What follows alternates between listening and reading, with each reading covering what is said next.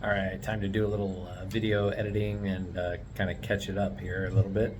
So on Monday, the 11th, that was a work day. So I worked out of my hotel room in Key West.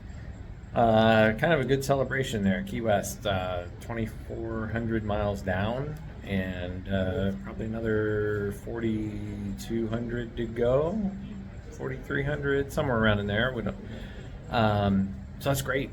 Over a third of the trip done, and that's cool. So toward the afternoon, I started to um, go through and call marinas for the on Wednesday. So I already knew I was going to make it from Key West up to just short of Key Largo, and had a hotel booked that had dockside. Got that all figured out. So that was cool. But now it was time to start thinking about the on Wednesday. So Monday, thinking about Wednesday, and I wanted to get to just north of Miami, get through kind of the bustle of it, and get to north of Miami. But so I started calling marinas in late afternoon. And, to my surprise, I guess, all of them were like, "Oh no, we don't take personal watercraft."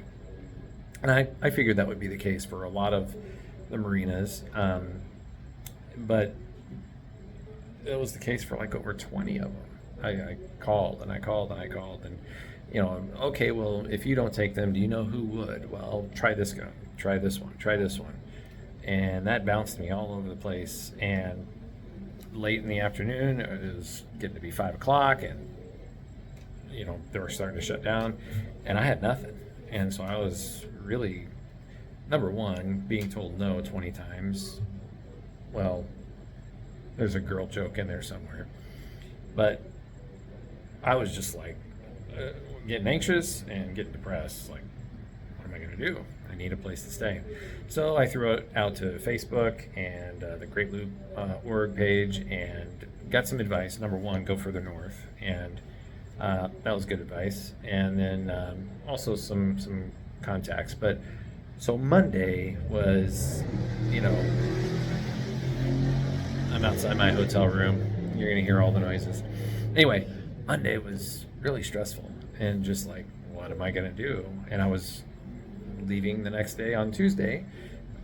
Wouldn't have time to really spend hours and hours trying to figure out a place to stay in the Miami area. So all of that stress kind of fed on itself on Monday night, and it bled into now Tuesday.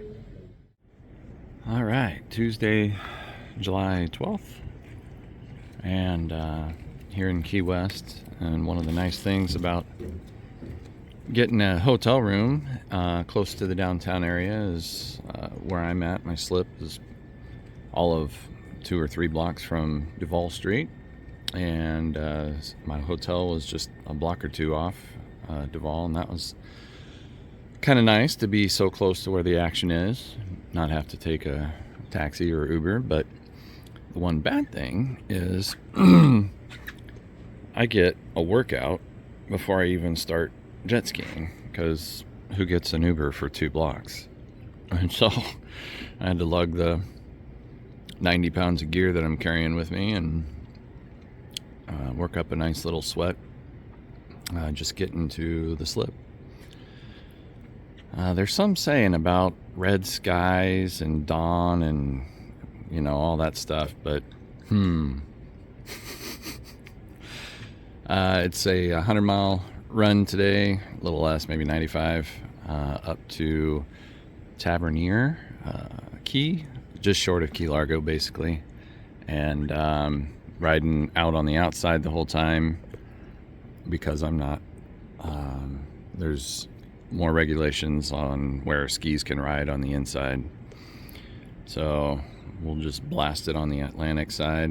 That's how I got here from Marathon, and we'll go that way.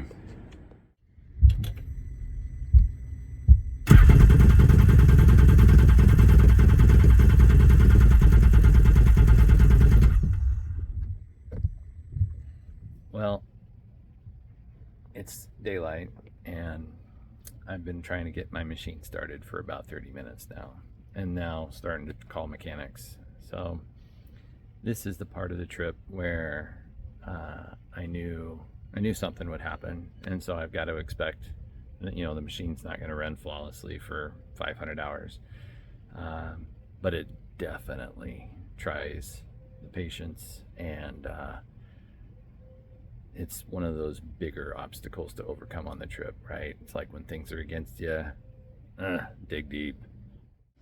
One of the reasons I was so down was because in Key West and the marina I was at, they did not have any way to get my boat, the jet ski, out of the water. Their only advice was, well, if you get it towed out to the public docks, maybe you could find somebody with a truck and a trailer, and maybe they could get it out of the water for you. That's all I had. And the mechanics, the nearest Sea-Doo dealer was Key Largo. There's not even a Sea-Doo dealer or tech advertised in Key West. So I was just at the end of it. But after a lot of trying to start it, and then I'd give it a long rest, and then I'd come back, and I'd go talk to different people, and came back to the machine, and eventually, after about an hour and 15 minutes, it finally started, and thank goodness. Well, after over an hour of trying to figure out what is going on with the ski and trying to get it started, it finally started all on its own. Just as the battery was giving me its final warnings of out of juice, it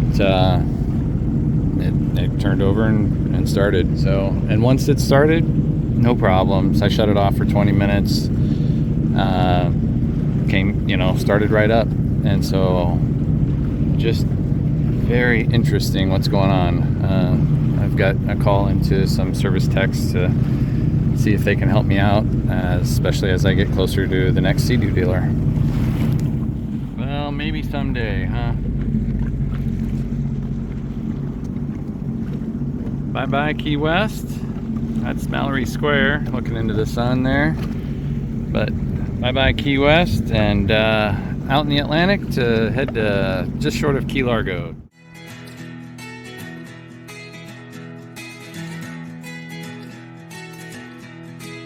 Alright, well, back on the ski. Get those starting troubles behind me, and the seas are a little chopped, nothing bad. I'm able to keep a 30-mile-an-hour going. The people that maybe don't know the geography very well, but Key West really wraps around Florida, and to get back to Miami, mainland, if you will, it's a lot more east and west than you might think, instead of north-south, at least to start. So I'm heading directly into that sun.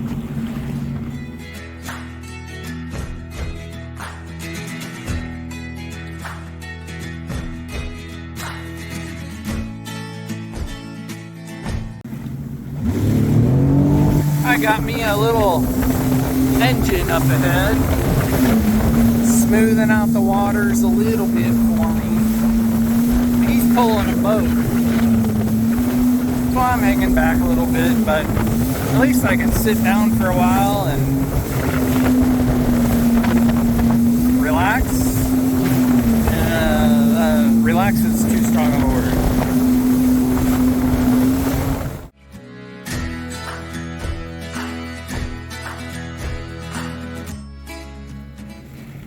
Yeah, the seas are getting a little more choppy, slowing me down.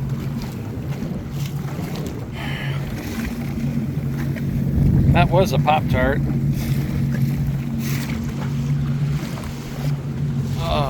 About 35 miles to go to my stop tonight. Just putzing along. Not in a huge hurry,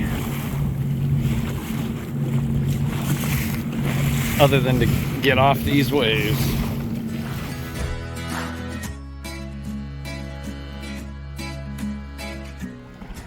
Remember that guy? Oh, let's see if I can zoom. I was following in his wake for a while because it was maybe a little smoother. Well, he caught up to me. That's how rough it is. I did stop and refuel, but it's been a slow plow. Just maybe I think he's doing about 17 or 18 mile an hour, and I've only been able to do about 15. Well, look who I tucked in behind again.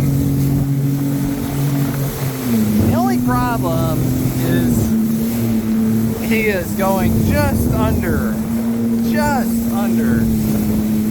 my planing speed. So I gotta stop every couple of minutes and plane for a little bit. It's relatively smoother. I mean, just not grunting it out. And then once I catch up, you know, within, I don't want to get too close to him. Respect the distance, but then I just stop for a little bit, rest the arm, and then start planing again.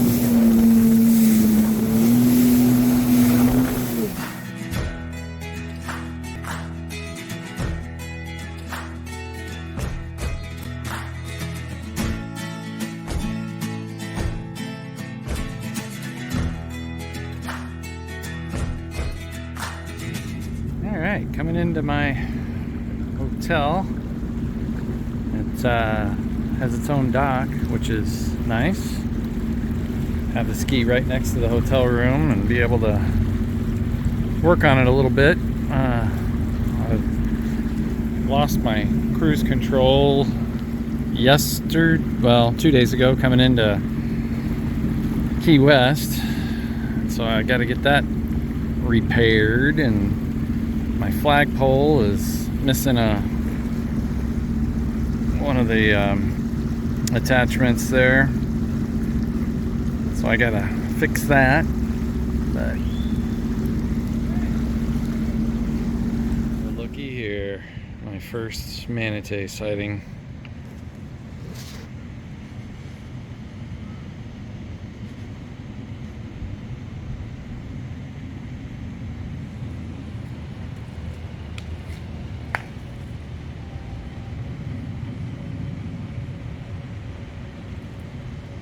He's been cut up.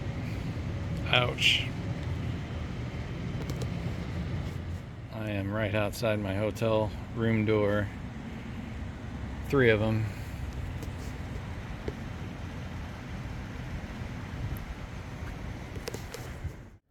All right, so one more edit here. So I got to the hotel, probably got in around 3 o'clock, I guess, and I finally was able to check messages, and there's a bunch of people that reached out on Facebook, and they're hooking me up and giving me advice on places to stay in Miami, and so that's wonderful. I now have at least 2, if not even 3 or 4 different options, and so I had to kind of shore all that up. So that feels good. And then now that I'm here near Key Largo, I reached out to the Sea-Doo dealer in Key Largo, and that service manager is willing to send somebody out to the ski in the morning if it doesn't start. And so he's working with me. And then also Brett from Distinctive Cycle back in Freeport, Florida, near Destin, he's still working with me too, and that's amazing. So huge shout out to Brett for just service manager there, really helping me out and going way above and beyond. So I feel I'm a little bit closer to the nest, if you will, and it's not so far to help if I need it, especially on the service side. So all right, leave you with a few pictures, and I'm out.